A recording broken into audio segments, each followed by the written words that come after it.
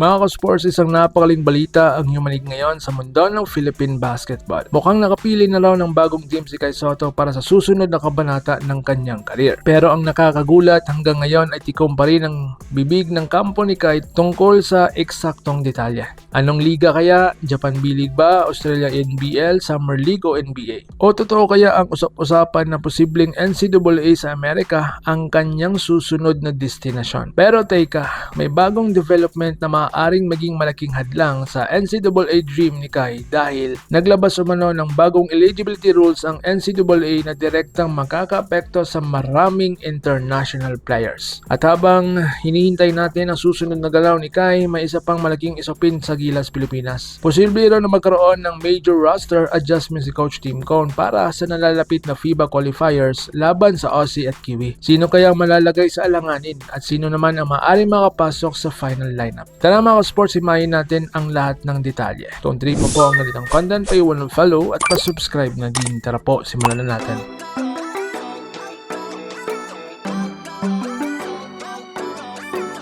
Mga ka-sports, Kai Sotto nakapili na raw ng team. Ayon sa mga lumalabas na ulat at mga usap-usapan sa basketball communities, nakapag-desisyon o umano si Kai Sotto kung saan siya maglaro ngayong taon. Gayunpaman, wala pa ring opisyal na anunsyo mula sa kanyang management team. Dahil dito, maraming fans na naghihintay na nagtataka kung ano nga ba talaga ang susunod na hakbang ng pinakamalaking basketball prospect ng Pilipinas. Sa ngayon, iba't ibang posibilidad ang lumulutang. May mga nagsasabing maaari siyang bumalik sa Australia NBL kung saan nakakapaglaro na siya doon noon. May ilan ding naniniwala na target niya makapasok sa NBA Summer League upang muling makakuha ng atensyon mula sa mga NBA scouts. Samantala, mayroon din mga nagsasabing posibleng bumalik siya sa Japan B-League kung saan patuloy nang lumalakas ang kompetisyon at mataas ang kalidad ng mga imports at Asian players. Ngunit ang pinakamainit na usapin ngayon ay ang posibilidad na maglaro si Kai sa NCAA sa Amerika. So ngayon, NCAA option, posible bang mangyari? Matatandaan na may mga ulat na ilang NCAA Division I programs umano ang nagpakita ng interes kay Kai Sotto. Kung mangyari ito, magiging isa itong napakalaking hakbang dahil muling makakalaro si Kai sa American basketball system. Subalit may bagong problema. Ayon sa mga ulat, naglabas ang NCAA ng panibagong eligibility requirements na may malaking epekto sa mga international players. Sa bagong panuntunan, maaaring mawalan ng eligibility ang isang manlalaro kung siya ay nakapaglaro o nakatanggap na ng kompensasyon mula sa mga professional leagues na lumalagpas sa actual expenses. At dito pumapasok ang tanong. Dahil nga nakapaglaro na si Kai sa NBL Australia at sa professional leagues sa ibang bansa,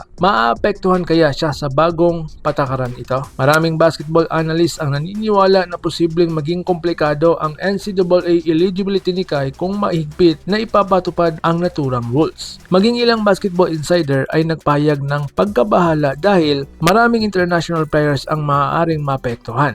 Kung sakaling hindi maging imposible ang NCAA route para kay Kai, hindi naman nanguhulugan na sarado na ang lahat ng oportunidad. Nariyan pa rin ang Japan B-League, nariyan pa rin ang Australia NBL at may posibilidad din siya sa ibang international leagues. At syempre, hindi pa rin nawawala ang pangarap na NBA opportunity kung magkaroon siya ng magandang performance sa mga susunod na buwan. So ngayon, Team Cone may major adjustment sa Gilas. Samantala mga sports, habang pinag-uusapan natin si Kai Sotto, isang malaking balita rin ang lumalabas tungkol sa Gilas Pilipinas. Habang papalapit na ang FIBA qualifiers sa Hulyo laban sa Aussie at Kiwi, lumalakas po ang usap-usapan na maaaring magkaroon ng major adjustment si Coach CTC sa kanyang lineup. At hindi naman ito nakakapagtaka. Habang tumatagal, mas dumarami ang mga batang malalarong gustong makapasok sa national team. Mas lumalalim ang player pool ng Pilipinas, mas tumitindi ang kompetisyon para sa limitadong roster spot. Kung susuriin ang mga nakaraang laro ng Gilas, may ilang players na hindi gaanong nabigyan ng malaking impact sa rotation. Dahil dito, may mga fans na naniniwalang maaaring magkaroon ng pagbabago sa ilang posisyon. May mga pangalan na madalas mabanggit sa mga diskusyon ng fans, ngunit tandaan natin na wala pang opisyal na kumpirmasyon mula sa coaching staff. At ang lahat ng ito ay nananatiling bahagi lamang ng mga basketball discussion at speculation. So ngayon, Malik Diouf o bagong naturalized player, isa sa mga pinag-uusapan ngayon ay ang posibilidad na masubukan ng ibang naturalized option ng Gilas kung kinakailangan. Alam natin napakalaga ng papel ni JB sa sistema ni Coach CTC. Ngunit habang lumalakas ang mga kalaban tulad ng Aussie at New Zealand, natural lamang na pag-aralan ng coaching staff ang lahat ng posibleng adjustment upang mapalakas pa ang lineup. Ang magandang balita para sa Gilas fans ay patuloy ng lumalawak ang pagpipilian ng SBP para sa hinaharap ng national team. So ngayon, kaya ba ng Gilas na talunin ng Aussie at Kiwi? Ito ngayon ang pinakamalaking tanong ng mga fans. Hindi po maikakaila na dalawang powerhouse ang Australia at New Zealand sa Rayan. Ngunit ipinakita na rin ng Gilas nitong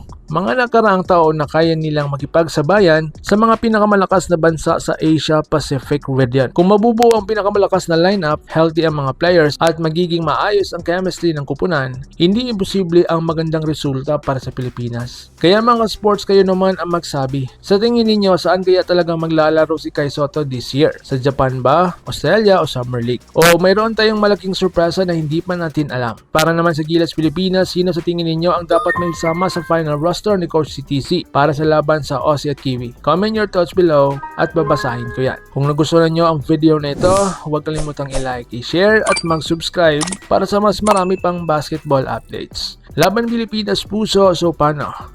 God bless us all.